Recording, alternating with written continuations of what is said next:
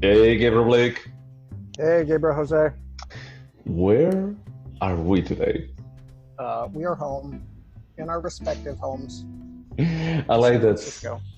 I like that we're getting to a point that is no longer about like just try to make it sophisticated, the answer or anything. It's like, look, we know where we are. Just shut up. It's like we're in a Yeah. Zoom call. Where do you think that we are? Nope, there are no businesses that will allow me to drink. Yeah. Well, they will allow you to drink, but they will force you to ask for food. Yes, sometimes a lot of food. Yeah, at least $75 worth of food. Yeah. Per person. Yeah, per person. Yeah, that was crazy. But yeah, while we keep waiting for things going back to normal, what did we watch today? We watched one of my favorite films from my early 20s, Oh, The Squid and the Whale by Noah Baumbach. oh, okay. Okay. I thought that it was going to be Joker, because in the early 20s, that was last year. I had different angst than... Oh, I get what you're saying. You're dick. Okay, thank you. I appreciate it. I thought that my irony was going to get lost here. I am in my mid-30s, you son of a bitch. Okay, that's fair. So you already watched this movie? Like probably 5-7 times, but I hadn't seen it in... I don't think I've seen it since I've been in San Francisco so like at least 10 years ago that I saw it the last time. You haven't been here for 10 years. I've been here for 8. Yeah. I don't think I watched it the year before I came to San Francisco. Okay, that's fair. Actually, it was 8 years ago this month. Oh, congratulations in your San Francisco anniversary. Longer So, than most people we meet. the what? Longer than most people we meet. People stay here for like 3 years and then they're out. Yeah, no, and it makes sense. With a good reason. So, why did you pick to watch this movie? Because I thought that this was the first time that you were watching it.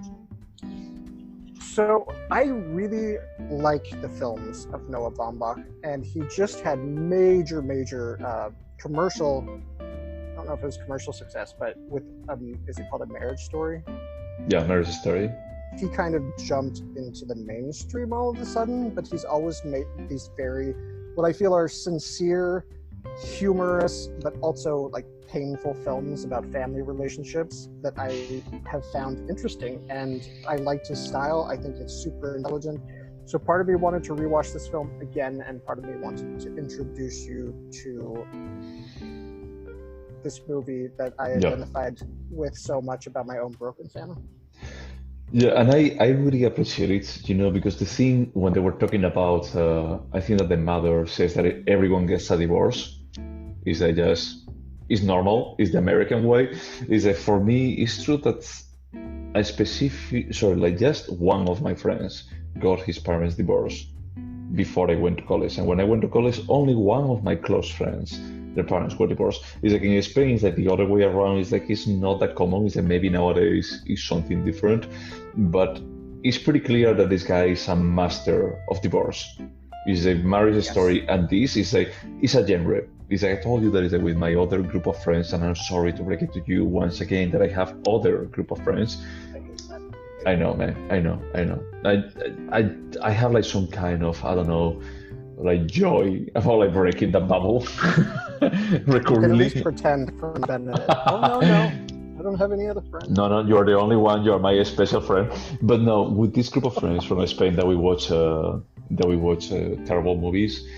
We watched The Meg last week, and we were talking. It's like this is a subgenre of cinema. Giant sharks killing humans is a subgenre of cinema that started with Jaws, and it didn't do anything better than that. So I think that this guy, it actually created a genre that is the divorce movie. Yeah, And that's his jam, man. it's his job. It's like he's amazing. I mean, it's true that I haven't watched. I'm going to be assuming that Mr. America, While We Are Young, Francesca, all of those are also about divorce. I'm going to assume that. Francis Ha was kind of the first big departure from that, and actually, Okay. I interviewed him and Nice. Greta Gerwig here in San Francisco when I was attending as a film critic. A professional one, if you can't tell from this podcast. And it was interesting because we were interviewing right when he left his wife, Jennifer Jason Leigh, to be with Greta Gerwig. And so they instructed us that we could not ask questions about that when we interviewed. But anyway, yes, you're right. He explores his experience of watching his parents get divorced when he was a young person in most of his films. It's true. Yeah. So the job that he does on this movie and A Marriage Story, it feels personal. In this one, I think that is especially personal because it's actually reflecting on his own experience through the divorce. On the divorce of his parents. But I had So a why feeling don't that you give a synopsis of the that's film? true. Yeah, you're absolutely right. Yeah. So this movie takes place in the 80s. I don't know if they mentioned 80s, 85, 87. I don't remember the year, but it's when Short Circuit came out and Blue Velvet came out. 87, Yes. I think. 86. Yeah, 86. So it's the story of these two kids and their parents that they live in Brooklyn in a nice house in Brooklyn, and their parents one day that they announce that they are going to get a divorce. And the whole movie that I am really thankful that is 90 minutes long is like I really appreciate when they can convey like a full story on 90 minutes. It doesn't feel like too short, too long. It's like perfect length. About how the parents, they don't really fight with each other, but it's a bit more like how the kids try to adapt through the new normality because they try to have like a joint custody. So they split the 7 days about, okay, today you're going to be here, tomorrow you're going to be here. And how the story, I think that it also like narrates about how the guilty part is the father, that the father is like a terrible human being. It's not that the mother is a good person, but it's that the father is like pretty clear. It's like, this is garbage. I think they kind of portray him as a little bit more of a buffoon. I mean, he's never a clown. It's very realistic the way he plays the guy. But I think it's pretty clear that the Laura Linney, who plays the mother, and she's just brilliant in this, it's kind of clear their divorce was caused by the multiple affairs that she had that are talked about several times in the film. Sure, yeah, but at the same time, it's like I think that the mother, that's the reason why I say that the mother is not guilt-free.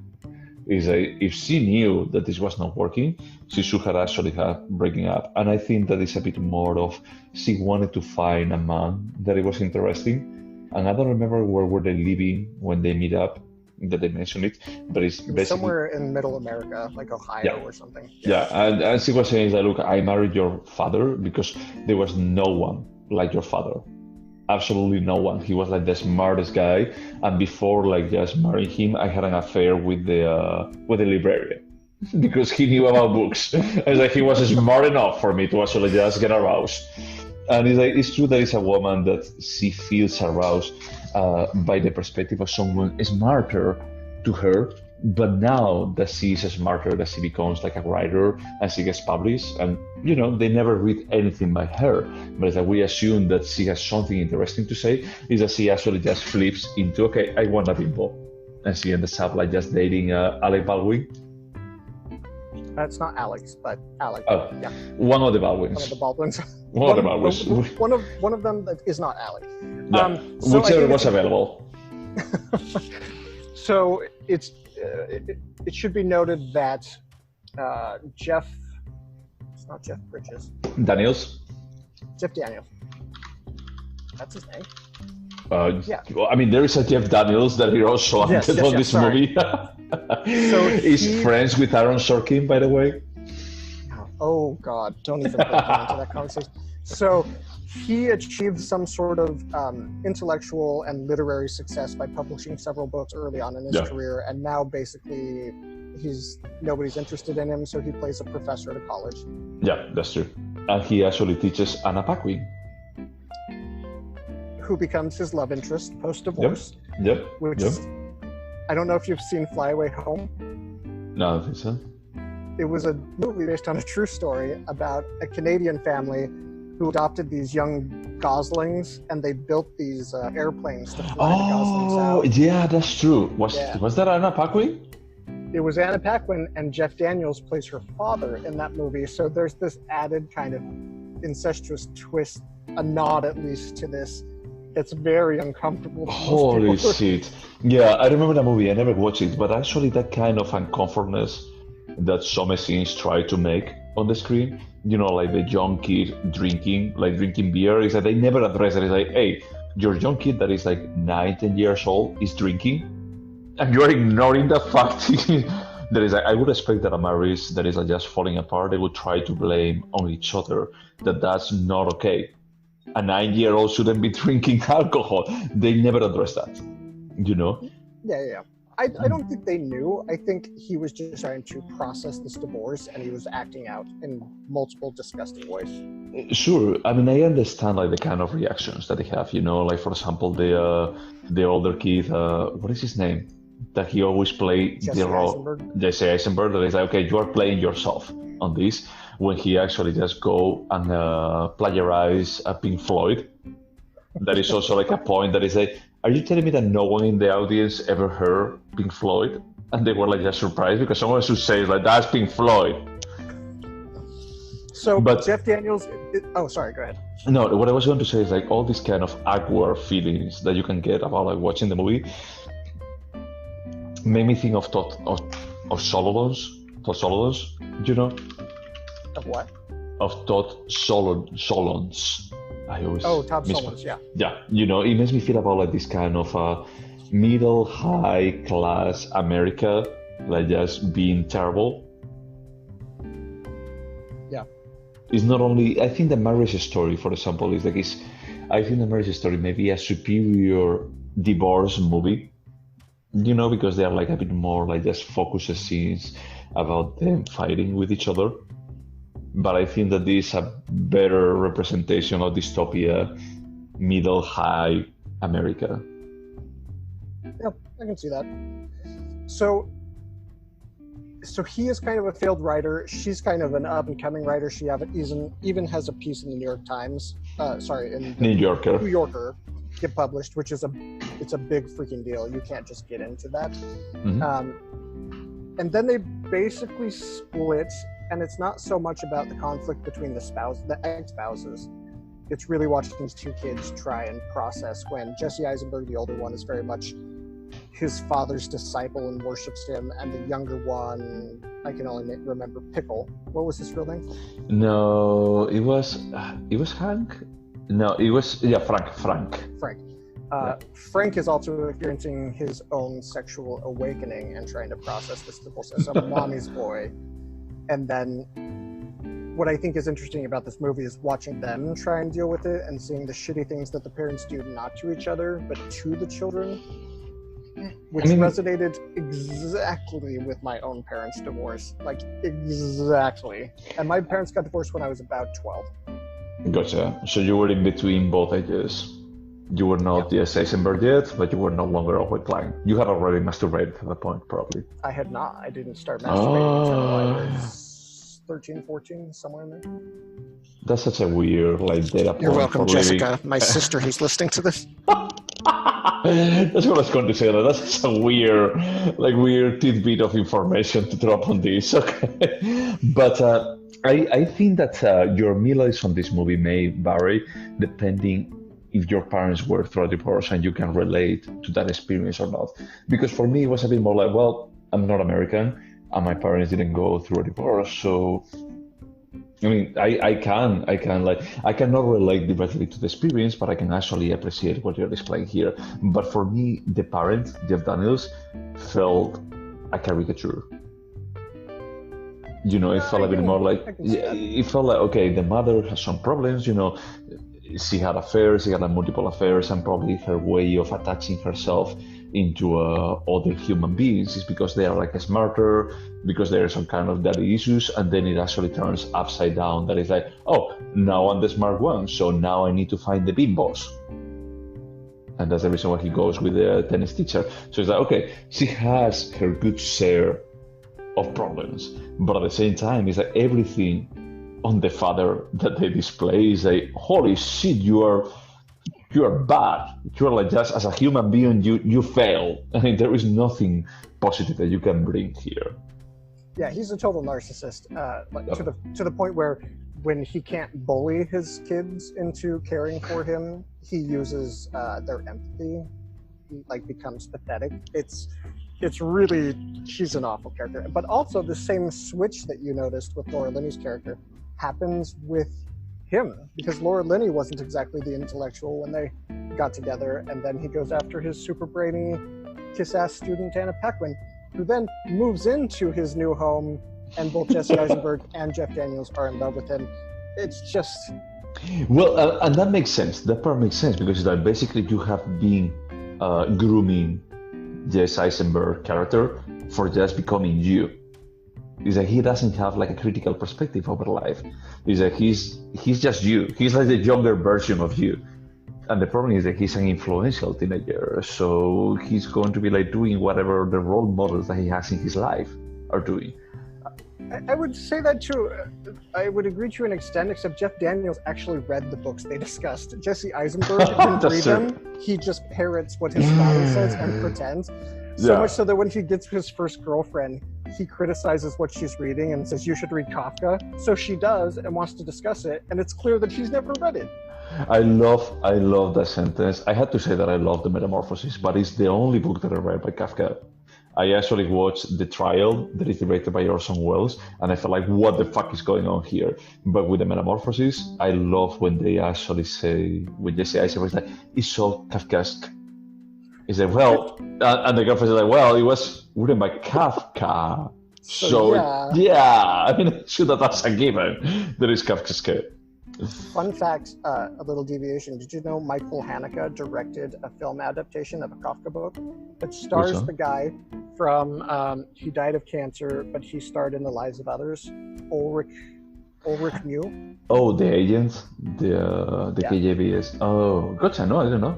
What is the name of the film? I want to say The Kingdom. I'm pulling it up now. I watched it because you watch everything by Haneke? I'm a masochist, yes. I mean, it's definitely minor Haneke. Wait.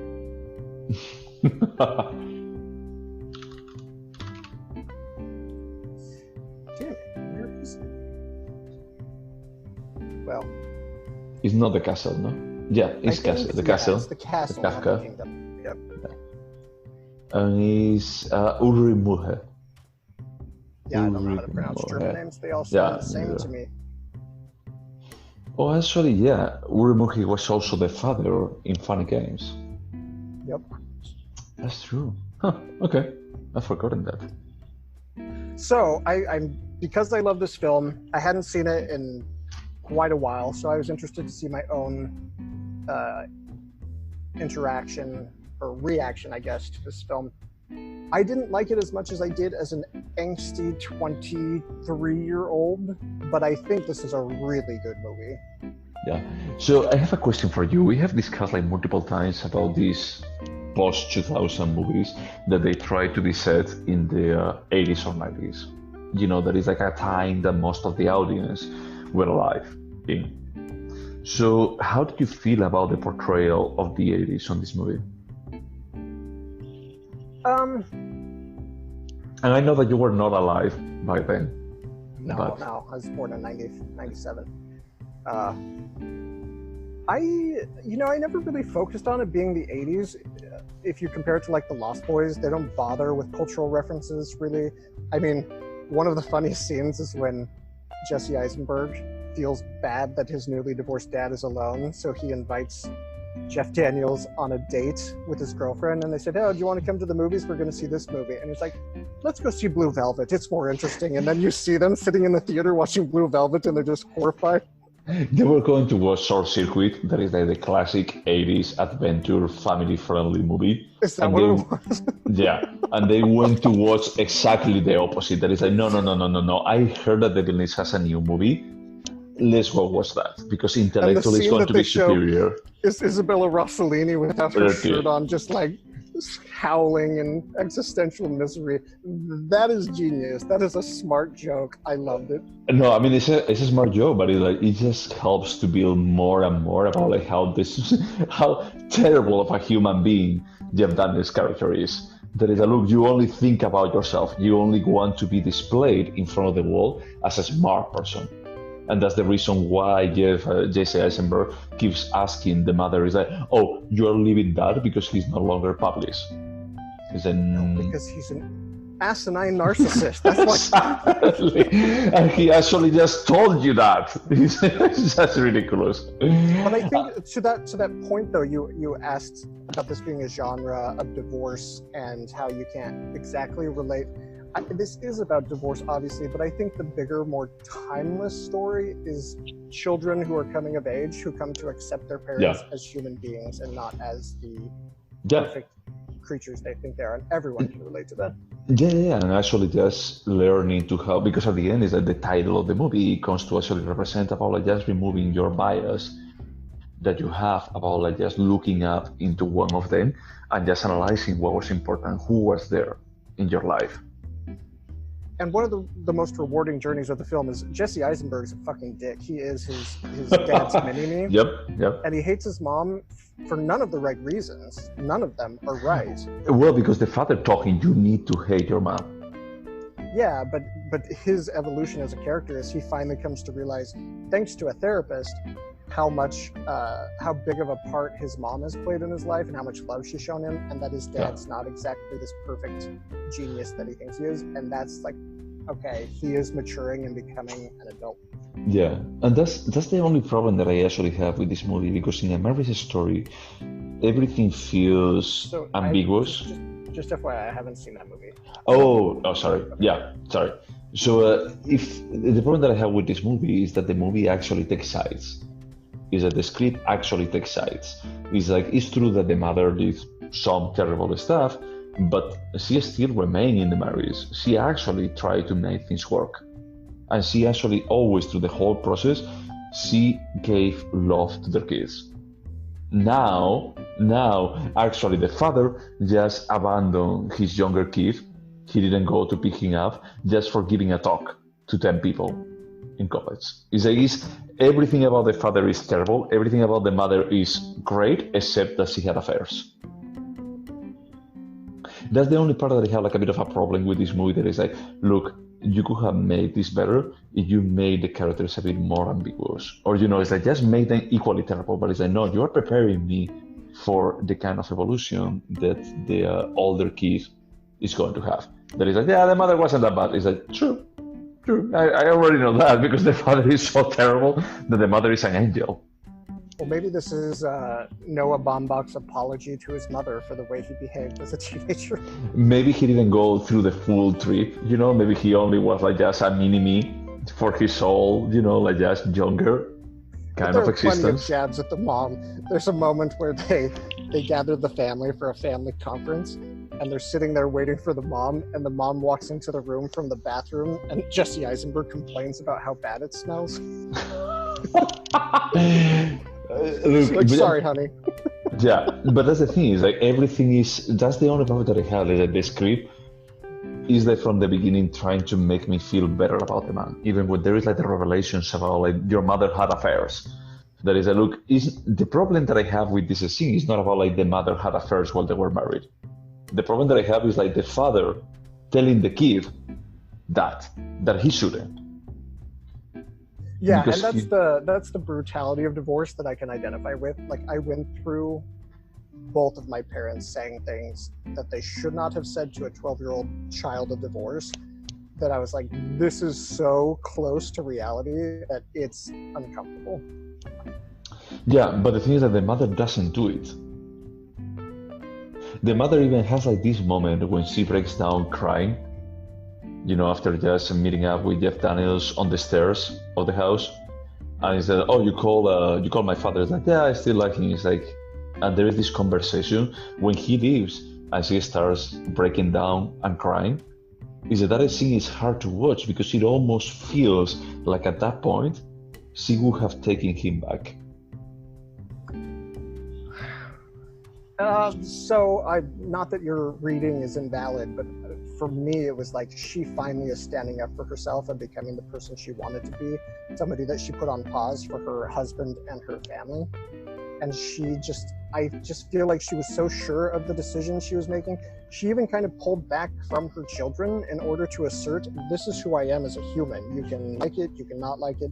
And there were many moments where she was so brutally honest with her children that I don't know. Maybe I'm naive, but I was rooting for her. Not that I was rooting against Jeff Daniels, even though I think he was a dick. I found him so sad, it was hard to root against him.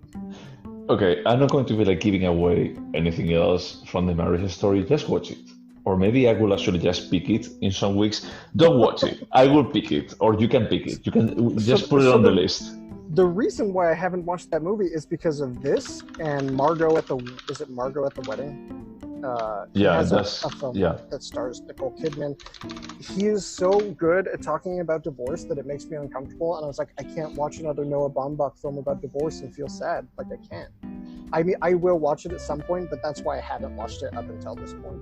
No, I mean I want to watch it, and discuss it with you because when I see the parallels, I don't want to give too much away. I just think that the script is good. I think that what he's trying to do is great.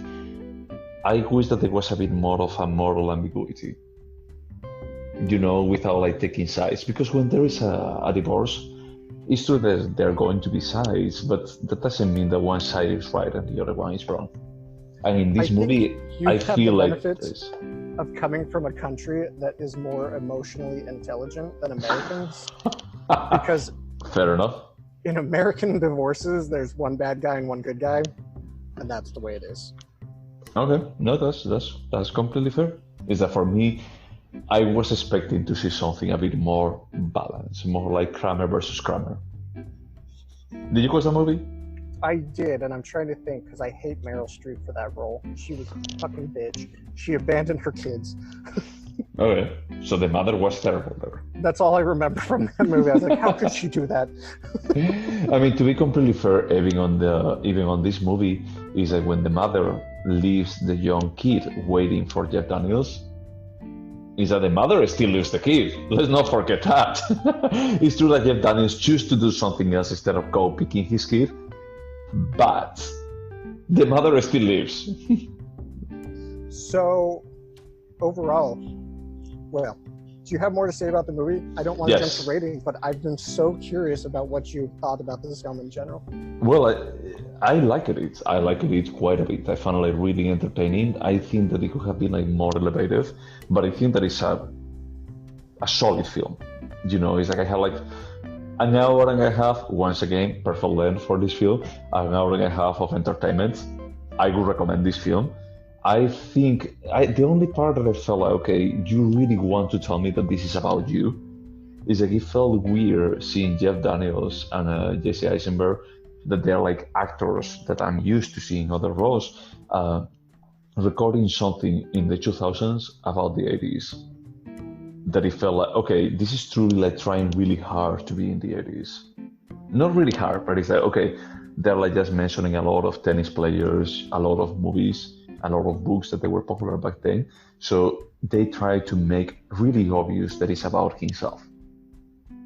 And I'm not saying that that's like that, or you don't like that? I'm not saying that it's bad per se, I just felt weird about it. I'm like, okay, yeah, I get it.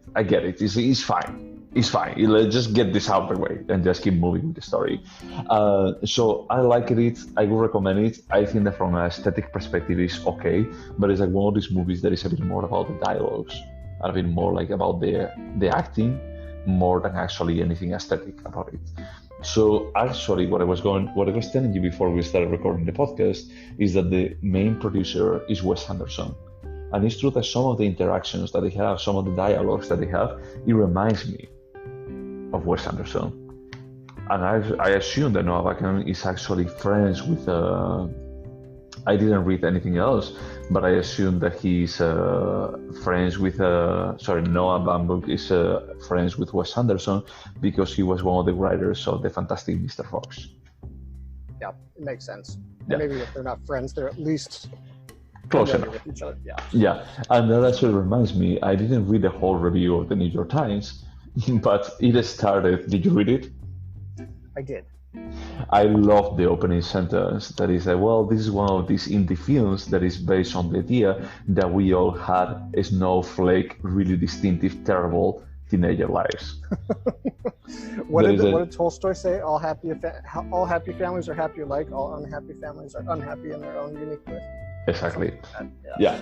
So from that perspective, it makes sense that when I think about all indie cinema from the last 20 years, they try to display that. You can think about Juno, you can think about Mr. Sun, sort of like a Little Miss Sunshine. You can think about this or any Wes Anderson movie, is that they're always portraying a teenager character that they have a terrible, quirky childhood.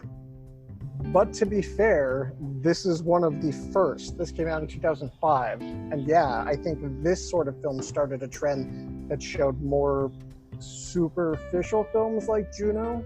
But I think there's so much. Do you like that film? I found it enjoyable. I watched it a couple of times. I don't think that it's perfect, by any means. I think that it's a bit more like the alcoholic way with the not mainstream, but it was not to be like too gritty as it could have been. I guess if you're comparing this film and Juno, I feel like, okay, this one was supposed to be super stylish with dialogue that is not realistic for Juno at all. And it was like, oh, she's the super sassy teen and she gets pregnant, but she's going to do her. Yeah. And this is a more realistic. Oh, yeah. I don't know. Yeah. I mean, I think that this is more realistic. That is funny because it still reminds me of Wes Anderson that usually he's everything but realistic. His dialogues are like, look, they were great, but it's like, we both know that this is not realistic. It's like Wes Anderson when he's putting, he's like, I'm not trying to be realistic. I'm trying to be cool with what I'm doing. I see what you're saying. And this movie is way more like Bottle Rocket than it is the Budapest Hotel. Just oh, yeah. People listening who haven't seen this. Anyway. Yeah, no, that's fair. That's completely fair. So what about you? Would you watch this movie again?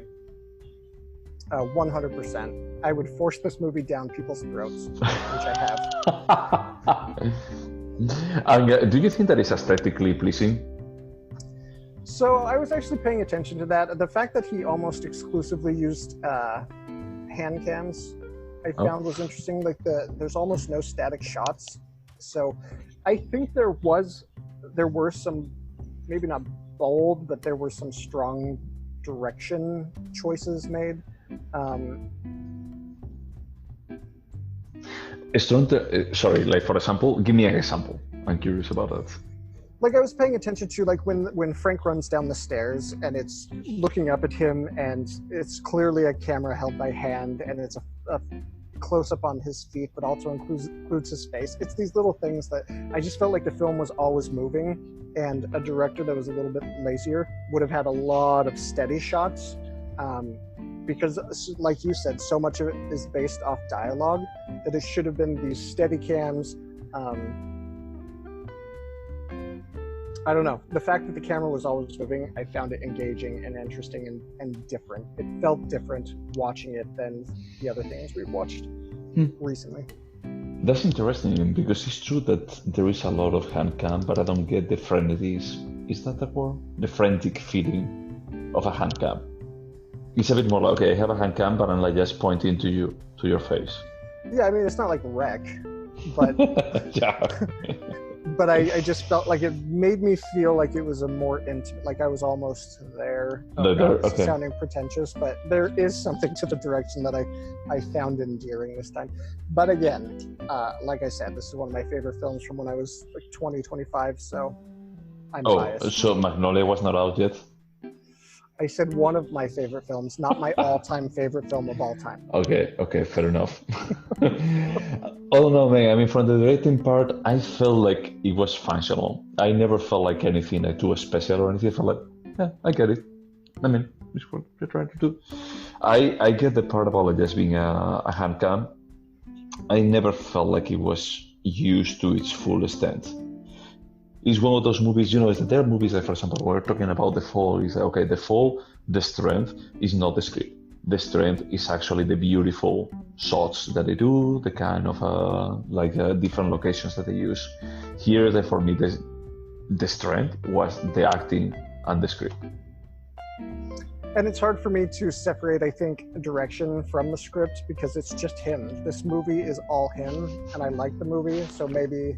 Yeah, no, that's completely fair. It's like this movie is him. It's like pretty clear on every single shot. Who is him supposed to be? This is his parents' divorce in the 80s. But who of the kids? Which one of the kids is he supposed to be? Based on the humiliating acts performed, I'm guessing that it was Frank. Oh, okay. Wow, okay. I actually assumed that it was the elder. Yes, Eisenberg. Well, I could be wrong. I mean, we should research this. And just so you know, Frank starts masturbating and rubbing his ejaculate in very inappropriate places, like on lockers at school, in the library. And so I feel like if he had a brother, he wouldn't have done that to his brother on the screen. So it must be him. Jesse Eisenberg is just a pretentious dick. Like, you can call out your pretentious dick brother. You cannot call that out. Especially when there is a redemption arc on him. That's true. But yeah, I was wondering, like, are we going to be mentioning about that part? Because we mentioned it before we started recording, like an hour ago. And that part felt like really awkward when he just comes into the, through the corridor in the high school or whatever, in the elementary school, and he just goes with his hands and start like spreading his G's over the locker. It's like, why are you doing that? This is the Todd Solondz moment. It's that this is exactly what Happiness was about.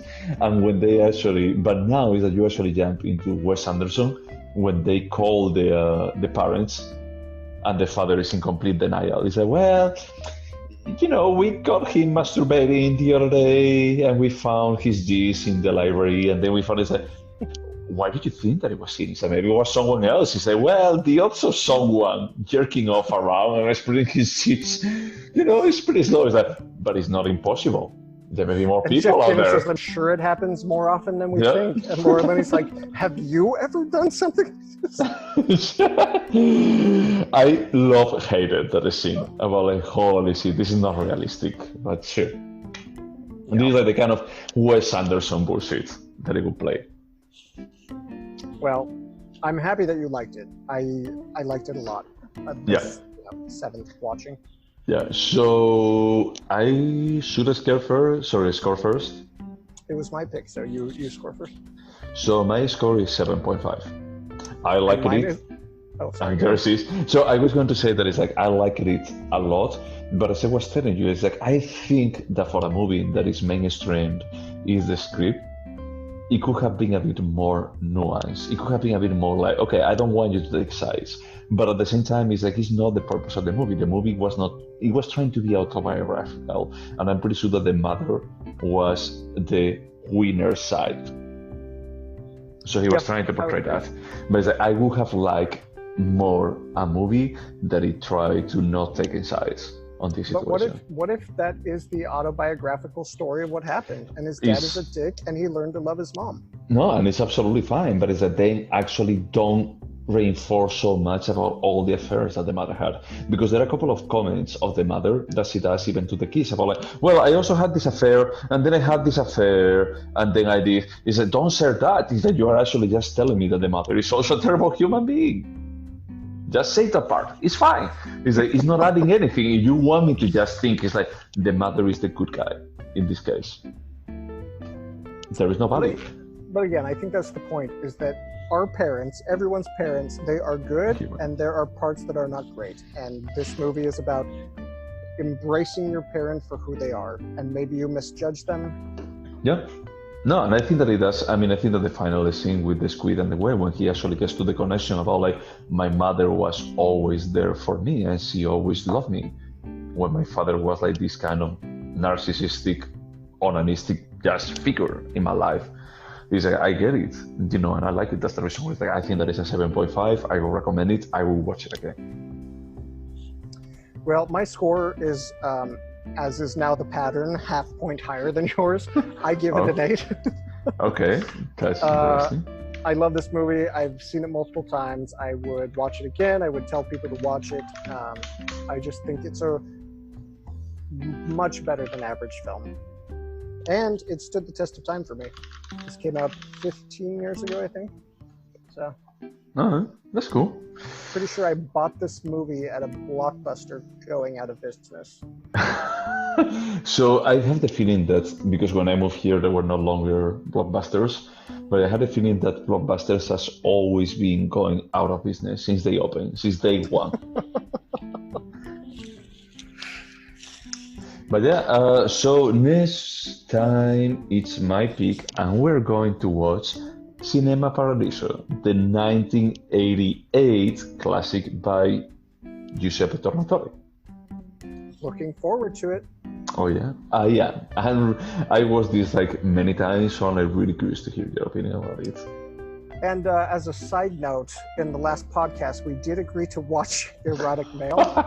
I really apologize if there's someone out there watching along and you actually managed to find this and you watched it, and then we started to talk about the Squid and the Whale. We couldn't find it anywhere, and it was a documentary, and the reviews weren't good. So since we couldn't find it, we just pivoted. I think that it was a very legit pivot because I had the feeling that I wouldn't have liked that movie. I don't think that I would ever like anything by Jürgen Lev. We're gonna try. It's gonna be my pick. We're gonna find something. I mean, he made The Perfect Human, and we like that, both of us. You didn't like it? I thought you liked it. I mean, the point that I have is like it's so artsy that you know that we have like different perspectives on this. I know that you love artsy stuff and you are willing to sacrifice substance for it. But for me, it's like, look, I'm willing to sacrifice a bit of substance, but there is a line that if you cross it, it's like, are you fucking kidding me? Is you're wasting my time. Fair. Yeah. Yeah, and I think that you feel like more comfortable. I'm not saying that one side is better than the other, but like you feel more comfortable about like if it's artistically pleasing enough, it's fine. It's worth it. Yeah, I mean, the Turin Horse blew me away. But that was more than 2 hours, man. That's It sure was. And it felt like 8. So. Okay, I'm going to be like just leaving on the spreadsheet for the to watch an untitled Jürgen Lev piece. Great. For you. Great. So you can just do your homework and you can just decide. Find the most artistic Jürgen Lev film. Not documentary, more artistic piece. Yes. And this is completely associated with your name. I don't want to have to do anything with it. Alright, yeah, well that was cool. I was surprised that you actually watched it so many times. I thought that this was like a bit more like because you watched Marriage Story, you wanted to watch this. Actually the opposite. I was a very sad 23-year-old, so I watched this over and over. That makes sense. Alright. Well, to those now 3 people listening out there, thank you so much for listening. And wash your hands. Bye.